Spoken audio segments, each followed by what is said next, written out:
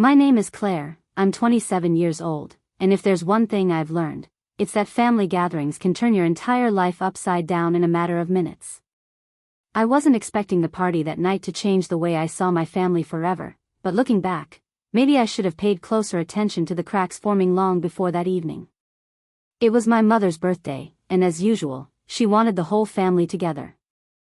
She adored these dinners, everyone seated around the long oak dining table in her big suburban home in Virginia, laughter bouncing off the walls, wine glasses clinking.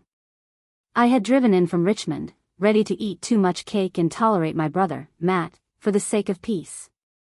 Matt was 30, the golden boy in my mom's eyes, and somehow, no matter what he did, he always landed on his feet. I loved him once, but over the years, I'd learned to spot his little lies and manipulations. He had that charm, the kind that made strangers trust him instantly. But to me, it always felt like a mask he wore. We were in the middle of dessert when it happened. Mom put down her fork, looked straight at me, and asked, "Claire, where is the $150,000 I transferred to your account last month?" The room went silent. My spoon clattered against the plate. "What?" I laughed nervously. "Mom, I don't know what you're talking about. You never transferred me any money." Her brows furrowed. "Of course I did. I made the transfer myself. Your name was on the account." I froze. My stomach turned cold. Matt's fork slipped from his hand, and when I looked at him, he was sweating, eyes darting everywhere but at me. That was the moment I knew something was wrong. Really wrong. 15 minutes later, the doorbell rang. Mom got up to answer it, and when she opened the door, there stood 2 police officers. "Good evening," one of them said firmly. "We need to speak to Claire." And just like that, the nightmare began. I felt every pair of eyes at that table turn toward me, the weight of suspicion already settling in before I even had the chance to speak. My mom's mouth hung slightly open, her confusion painted across her face.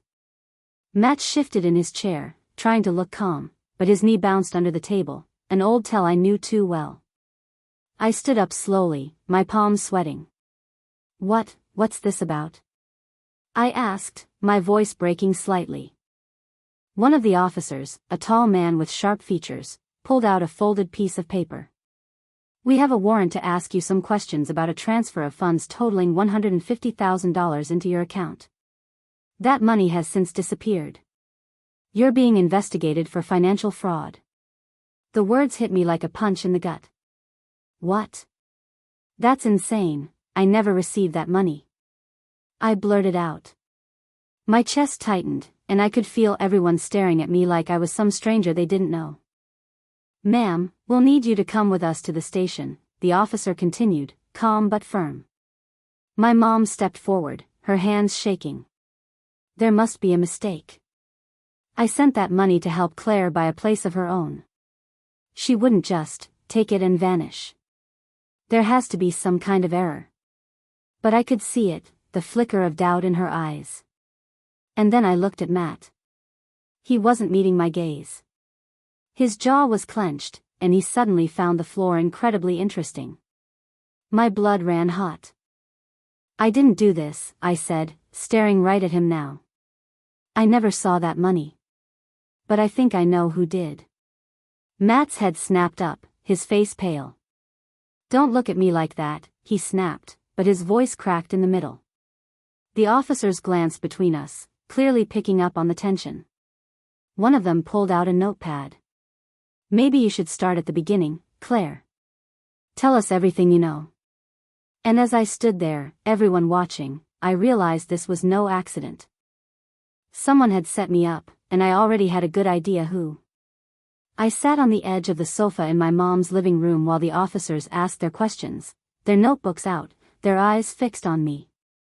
The rest of my family hovered nearby, whispering, watching me like I was suddenly on trial. My mom paced, clutching her wine glass like it was the only thing keeping her steady. "Start from the beginning," the officer repeated.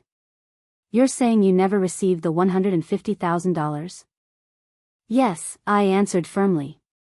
"I never saw a cent. If Mom transferred it, then someone intercepted it before it reached me. And I think that someone is my brother. The words hung heavy in the air.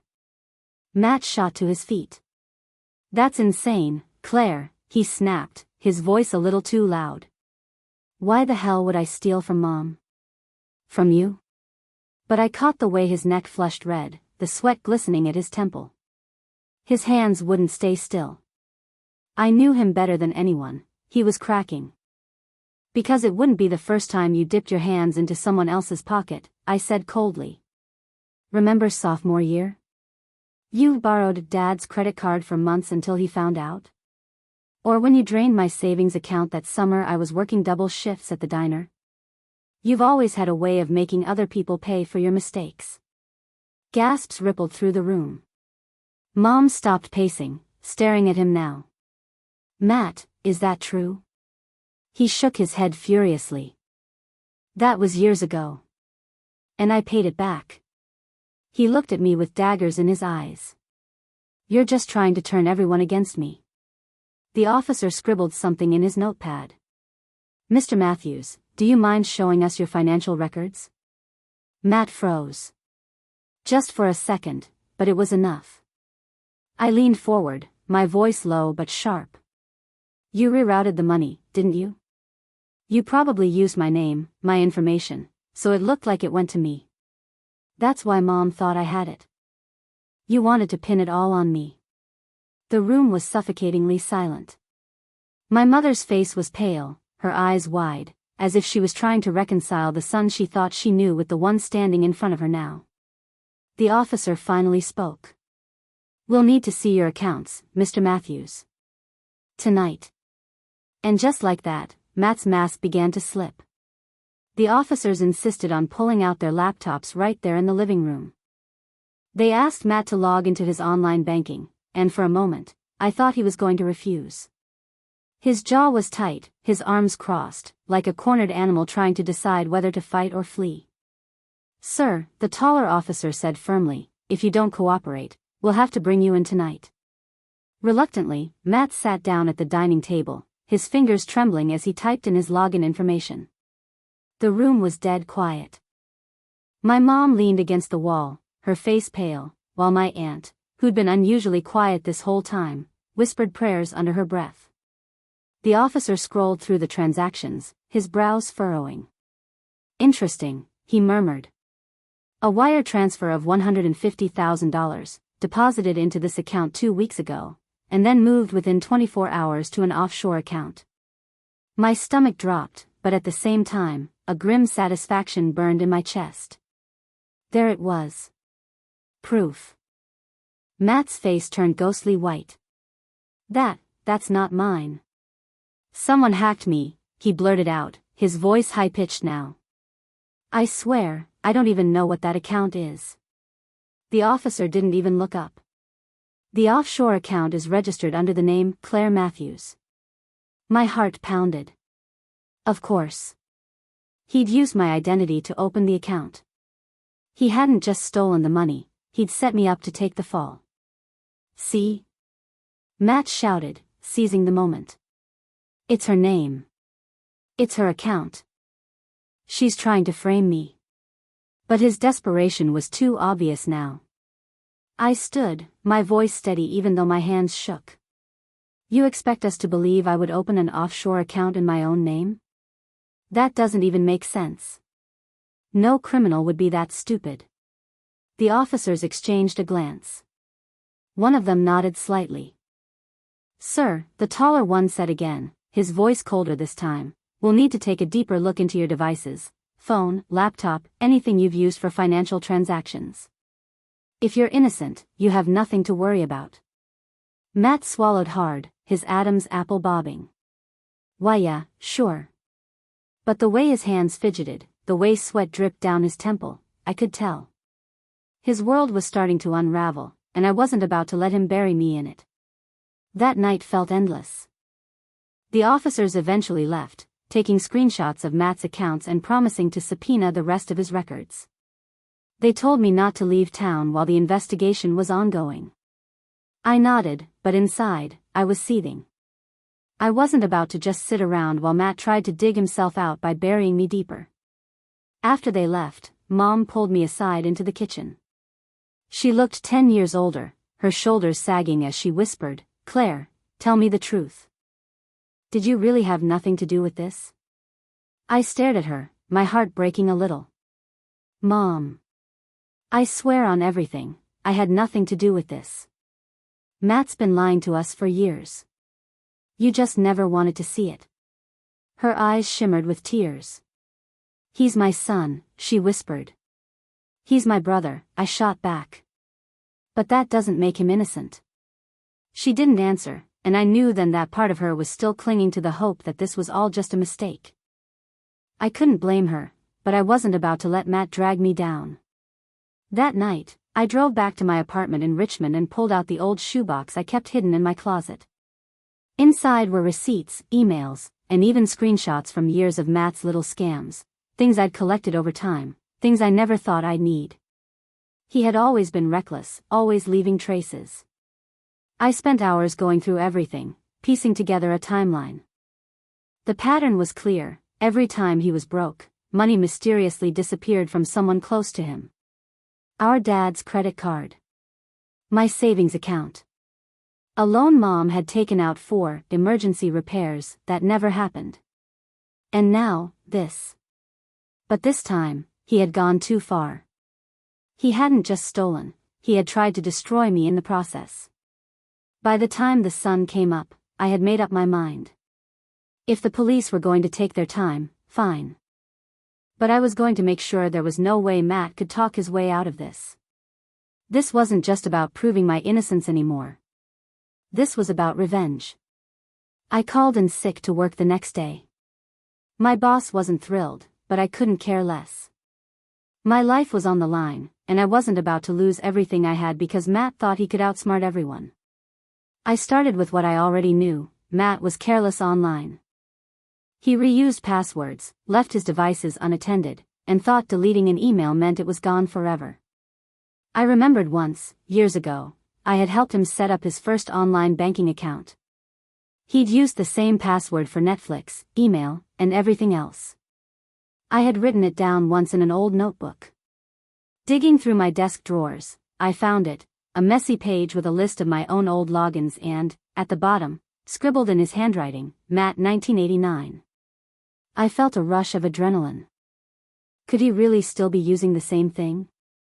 I pulled up my laptop, opened a private browser, and tried logging into an old Gmail account of his. The password worked. My stomach flipped. Once inside, I started scrolling through his emails. Most of them were junk, but then I found the gold mine: messages from a shady financial services company, confirming wire transfers, offshore accounts, and even a fake ID order, with my name on it. My hands trembled as I clicked through. There it was, plain as day, a PDF attachment of a forged driver's license with my face but an address I didn't recognize. My identity wasn't just borrowed, it was stolen. Anger burned in my chest.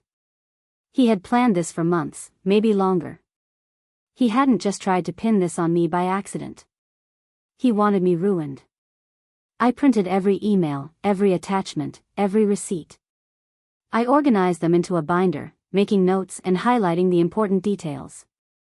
I even backed it all up onto a flash drive. But I wasn't going to stop there. If Matt thought he could destroy me, then I was going to do the one thing he never expected: outsmart him. I wasn't just going to prove my innocence. I was going to make sure he paid for every scam, every lie, every theft he had ever pulled. And this time, there would be no way out for him. The binder sat heavy on my coffee table, like a loaded weapon. I stared at it, imagining the look on Matt's face when he realized I had unraveled his entire scheme. But the police weren't enough.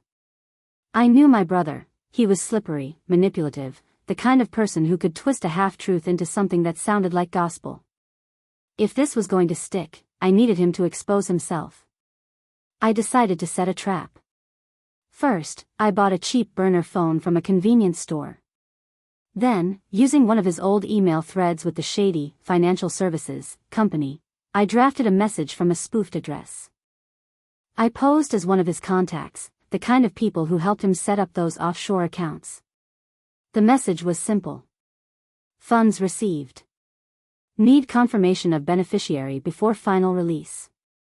I attached a fake document, a doctored bank statement with my name on it, making it look like the money was still under my identity, but vulnerable. I wanted to see what he'd do if he thought his plan was unraveling. Hours later, I sat in my apartment, my heart pounding as the burner phone buzzed. A reply. From Matt. It's under my sister's name. She doesn't know anything about it. Just finalize it and send to my Cayman account. Same details as before. I nearly dropped the phone. I had him. In his own words, no less. But I wasn't finished. I forwarded the email to my personal account, then printed it out and added it to the binder. Piece by piece, I was building a case so airtight not even Matt's silver tongue could wriggle out. Still, part of me wanted more. Proof wasn't enough. I wanted him cornered, desperate, watching his empire of lies collapse around him. So I made the next move. I called him. Matt, I said calmly when he picked up. We need to talk. Just you and me. Tonight. There was silence on the other end, then a shaky laugh. Why? So you can blame me some more? Forget it. No, I cut him off. This isn't about Mom or the cops. This is between us. Meet me at Dad's old cabin at 9. If you don't, well, let's just say you'll regret it. I hung up before he could answer. My hands were trembling, but my resolve was steel. If Matt wanted to play games, he was about to lose. The night air was heavy, the kind that clung to your skin and made every sound seem sharper. Dad's old cabin sat at the edge of the woods, silent and dark except for the faint glow of the porch light. I parked my car down the road and walked the rest of the way, binder tucked under my arm, heart pounding like a drum. When I pushed the door open, the familiar smell of cedar and dust hit me. Memories flashed, weekends with Dad, fishing trips, hot cocoa by the fireplace. But tonight, it felt like enemy territory. Matt was already there, pacing in front of the fireplace with a beer in his hand. He looked worn, edgy, like a man who hadn't slept in days. His eyes flicked up when he saw me, full of anger and something else, fear. You really think you can scare me into confessing? He sneered, trying to sound confident. But his voice cracked at the edges. I set the binder on the table with a deliberate thud. I don't need to scare you, Matt. You've already confessed. He froze, beer halfway to his lips.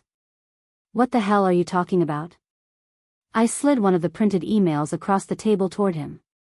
This. Straight from your inbox. You admitting the money's in my name. You admitting the Cayman account is yours. His face drained of color. He tried to laugh it off, but it came out hollow. You hacked me? That's illegal, Claire. You'll go to jail for that before I ever do. I leaned forward, locking eyes with him. You set me up for fraud. You stole Mom's money. And now I have every piece of proof I need to end you. So go ahead, call the cops on me. I'll hand them this binder and watch your whole world burn. Matt slammed the beer down, glass shattering against the table. You think you're smarter than me? He hissed, stepping closer. You think you can destroy me? I didn't flinch. No, Matt. You destroyed yourself. I'm just making sure everyone sees it. For the first time in years, I saw it, the crack in his mask, the panic bubbling underneath. He wasn't untouchable anymore. And I wasn't the sister he could push around. Matt's eyes darted around the cabin, wild and restless, like a trapped animal searching for an exit. The confident smirk he always wore was gone. Instead, his jaw clenched, his shoulders stiffened, and I could see the rage simmering just under his skin. You don't know what you're getting yourself into, Claire, he muttered, his voice low, almost a growl. You think this little binder makes you powerful? You're nothing without me. You've always been nothing. The words stung, but only for a moment. I had heard variations of that my whole life. This time, they didn't cut as deep. Instead, they fueled me. I leaned against the table, folding my arms. Funny, considering you've spent your entire life living off everyone else. Dad's money. Mom's generosity. My savings. And now you're caught, and all you have left are insults. His face twisted, red blotches creeping up his neck. You think you can take me down? You won't survive this, Claire. You don't have the stomach for it. I slid another piece of paper across the table. His forged version of my driver's license. My name, my picture, but with a fake address. Then explain this. Or should I let Mom see what her perfect son's been up to? Maybe I should forward it to the police instead. He snatched it up, crumpling it in his fist, but the damage was done. I had seen the flicker of panic in his eyes when he realized I had more than he thought. I stepped closer, lowering my voice. You wanted me to take the fall. You wanted to ruin me. But here's the difference between us, Matt, I don't roll over. Not anymore. For a second, I thought he might hit me. His fists clenched, his chest heaving, but instead, he laughed, a sharp, bitter sound that made my skin crawl. You think this ends with your little binder? No. If I go down, Claire, I'm taking you with me. But the crack in his voice betrayed him. He was unraveling, and for the first time in years, I had the upper hand. I straightened, meeting his glare head-on. No, Matt. This time, you're going down alone. The air in the cabin felt charged, like a storm about to break. Matt's chest heaved as he glared at me, the empty beer bottle still clenched in his fist. His hands shook, not from weakness, but from the rage bubbling out of him. You've always thought you were better than me, he spat, stepping closer. The perfect little sister, the one who plays by the rules. But you don't understand how this world works, Claire. People like me survive because we do whatever it takes. People like you get eaten alive. I didn't move. My binder of evidence sat on the table between us like a silent shield, and for once, I wasn't afraid. Survive? I said, my voice steady. You've never survived anything. You've leeched. You've conned. You've stolen. And now you've run out of people to bleed dry. That was when he snapped.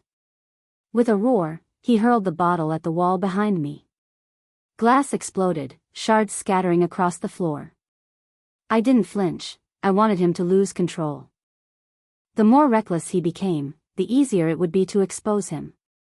You think you can ruin me with your little folder of papers? He shouted.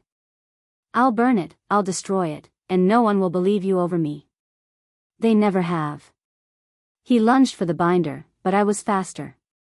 I yanked it off the table and stepped back, holding it close to my chest. My pulse raced, but I forced myself to stay calm. Go ahead, Matt. Try. But I already made copies. Flash drives, hard copies, backups in places you'll never find. Even if you burn this one, it won't matter. You're finished. That stopped him. His face twisted, a mixture of fury and fear.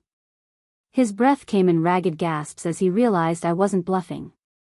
You set a trap, he whispered, his voice hoarse. You planned this. I met his eyes, unblinking. No, Matt. You planned it when you stole Mom's money and tried to ruin me. I just decided to fight back. For the first time, he looked small. Not the confident manipulator, not the golden boy. Just a desperate man cornered by his own lies. But I knew Matt, he wouldn't go down quietly. And I had to be ready when he made his next move. Matt paced the cabin like a caged animal, his hands tugging at his hair, muttering to himself. I stayed still, binder clutched against me, watching. I knew that look, his brain was scrambling for a way out, a last-minute scheme to flip the script. You don't get it, Claire, he finally said, spinning to face me. His voice was calmer now, almost eerily so. The cops don't care about the truth. They care about evidence. And right now, all the evidence points to you. That offshore account is in your name. Those transfers? Linked to you. By the time I'm done, you'll be in prison, and I'll be walking free. He was trying to rattle me, but I didn't flinch. Except I have your emails, your forged IDs, and your own words admitting you used my name. You're not as smart as you think. He smirked, but it didn't reach his eyes. Emails? Please. I'll say you hacked me. The cops already know you're desperate. Who do you think they'll believe, the screw-up little sister or the son mom has always trusted? The words cut deeper than I wanted them to, but I forced myself to stand taller. They'll believe the one with proof, Matt. And trust me, I've got more than enough. For a moment, his mask slipped again. His jaw clenched, his nostrils flared, and I saw the panic flash across his face. Then he did something I didn't expect. He pulled out his phone. I'll call them right now, he said, his voice shaking with bravado. I'll tell them you threatened me, that you tried to blackmail me. You'll be in handcuffs before morning. My heart raced, but I forced a cold smile. Do it. He blinked, thrown off. Go ahead, Matt. Call them. Because while you're busy lying to their faces, I'll be handing them copies of every single document, every email, every fake ID you made. You'll only dig yourself in deeper. For the first time all night, he faltered. His phone slipped slightly in his hand, his confidence cracking. You think you've won, he muttered. I stepped closer, my voice low and sharp. No, Matt. I know I've won. The only choice you have left is whether you want to go down fighting, or quietly. His face twisted with rage, but behind it, I saw what I had been waiting for, fear. Matt was cornered. And he knew it. The silence between us was suffocating. Matt stood there, his phone still in his hand, his eyes darting between me and the binder like he was calculating the odds of survival. I could almost hear the gears grinding in his head, the panic fighting against that old arrogance he wore like armor. Then, in a sudden burst, he lunged. I stumbled back as he grabbed for the binder, his fingers clawing at the edges. We wrestled for it, the papers inside threatening to spill out across the floor. His face was twisted with rage, his teeth clenched, sweat dripping from his forehead. You're not taking me down, Claire, he roared. I won't let you. But I held on with everything I had. Years of being his punching bag, emotionally, financially, every way possible, boiled inside me, and for the first time, I refused to let him win. I shoved him back with all my strength, and he crashed into the table, knocking over a lamp. The bulb shattered, plunging the cabin into shadows. We both froze, our ragged breaths filling the dark. His silhouette loomed in front of me, broad and trembling. I could hear his voice crack when he finally spoke. You don't understand, Claire, he rasped. I needed that money. I owed people, serious people. If they don't get paid, it's not just me in trouble. It'll come back on all of us. I blinked, my chest heaving. For the first time, his arrogance gave way to something else, desperation. But I didn't feel sympathy. Not anymore. You chose this, Matt, I said coldly. You gambled with Mom's money. You tried to ruin me. And now you're scared because you know it's over. He stepped toward me, his fists clenched at his sides, trembling. If you hand that over to the cops, Claire. I'm done. Finished. And I swear, if I go down, I'll drag you with me. I met his eyes, steady and unblinking. Then I guess we'll see who sinks first. For a long moment, he didn't move. His breath came in ragged bursts, his whole body shaking with fury and fear. And then, without another word, he stormed out of the cabin, slamming the door so hard the walls rattled. I stood there in the darkness, the binder pressed against my chest, my heart still pounding. He wasn't done fighting, I knew that much. But neither was I. The next morning, I walked into the Richmond police station with the binder under my arm and the flash drive tucked into my pocket. My hands were steady, my voice calm, but inside, adrenaline surged through me like fire. This was it, the moment I turned the tables for good. The detective assigned to my case, a sharp-eyed woman named Detective Harris, looked up from her desk when I approached. "Claire Matthews," she said, her tone clipped. "We were going to call you in today anyway." "Good," I said, setting the binder down with a solid thunk. "Because I have something you'll want to see." She flipped through the first few pages, her eyebrows lifting as she skimmed the forged ID, the bank records, the emails. "Where did you get all this?" she asked. I met her eyes. "From Matt's accounts. He left a trail. He's been using my name to open accounts, forging documents, rerouting money. He didn't just take Mom's $150,000, he's been stealing for years." Harris didn't say much, but the way her pen scratched furiously against her notepad told me everything I needed to know. When I handed her the flash drive, her lips tightened into something that looked almost like a smile. "If this checks out, Claire, this is more than enough to bring formal charges." Relief washed over me, but it was sharp and temporary. Because I knew Matt wasn't going to just sit back and let the cops close in. That night, my phone buzzed with a text from an unknown number. "You think you've won. But you don't know who you're messing with. This isn't over." I stared at the screen, my stomach twisting.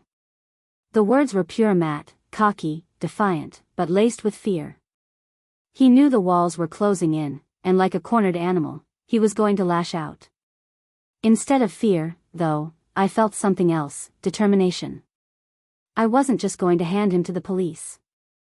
I was going to make sure that every single lie he ever told, every scam he ever pulled, came crashing down around him. Matt had started this war. I was going to finish it. 2 days later, Detective Harris called me back into the station. Her tone was clipped but urgent. "We traced the offshore transfers," she said, sliding a printed report across the desk toward me. "Your brother moved the money through 3 shell accounts before it landed in the Caymans. But here's the part he didn't plan for, the paper trail leads straight back to his personal laptop. We got a warrant this morning." My pulse quickened. "So you can charge him now?" She nodded. "We're close. But I need you to understand, he's panicking. People like your brother don't go down gracefully. He's already emptied 2 other accounts. He may try to run." I swallowed hard. That sounded exactly like Matt. Running when the lies couldn't hold anymore. That evening, I drove to Mom's house. She opened the door, her face lined with exhaustion. I could see the toll it had taken on her, having to accept the truth about her son. "Claire," she whispered, pulling me into a hug. "The police were here today. They asked me questions about Matt." I didn't know what to say. I pulled back and held her shoulders. "You tell them the truth, Mom. That's all. He made his choices. This isn't your fault." Her eyes welled with tears, but she nodded. "He came here yesterday," she said softly. "He wanted me to give him more money. Said he needed to fix everything. When I told him no, he screamed at me. Said I'd regret turning my back on him." My chest tightened. He was unraveling faster than I thought. Later that night, I parked near the cabin again, watching from a distance. I had a hunch he'd return. He always circled back to familiar ground when he felt cornered. Sure enough, a few hours later, I saw his car pull up. He stormed inside, lights flicking on as his shadow moved erratically across the window. I pulled out my phone and dialed Detective Harris. "He's here," I whispered. "If you want him, you need to move now." By the time I hung up, my hands were trembling, not from fear, but from anticipation. This was it. The end game. Red and blue lights cut through the night as unmarked cars rolled up the dirt road toward the cabin. I stayed hidden behind a cluster of trees, my heart pounding as I watched officers surround the place. From inside, I heard the crash of something breaking, then Matt's voice, angry, desperate, shouting curses into the night. Moments later, the front door burst open, and he stumbled out, wild-eyed, trying to run. "Matthews! Stop right there," an officer barked. He bolted anyway. But he didn't get far. 2 officers tackled him to the ground, his furious screams echoing through the woods. I stood frozen, watching as they cuffed him, read him his rights, and dragged him toward one of the cruisers. For the first time in my life, Matt wasn't the one in control. I should have felt pity. But all I felt was relief. Detective Harris spotted me lingering by the trees and walked over. "You did good," she said quietly. "We've got everything we need." He'll be facing multiple charges: fraud, identity theft, money laundering. He's not talking his way out of this one. I nodded, my chest heavy with exhaustion. "Thank you," I whispered. The next morning, I sat with Mom at her kitchen table. The sunlight streamed through the windows, warming the room that had felt so tense just days before. She held my hand, her grip trembling but firm. "I'm sorry," she said softly. "I should have seen it sooner. I wanted to believe in him, but you were right. You've always been stronger than I gave you credit for." I squeezed her hand. "We both loved him, Mom. That's what blinded us. But it's over now." She nodded, tears slipping down her cheeks. "What will you do now?"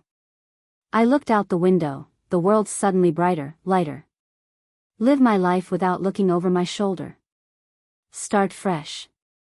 For once, I don't feel like I'm the one being dragged down.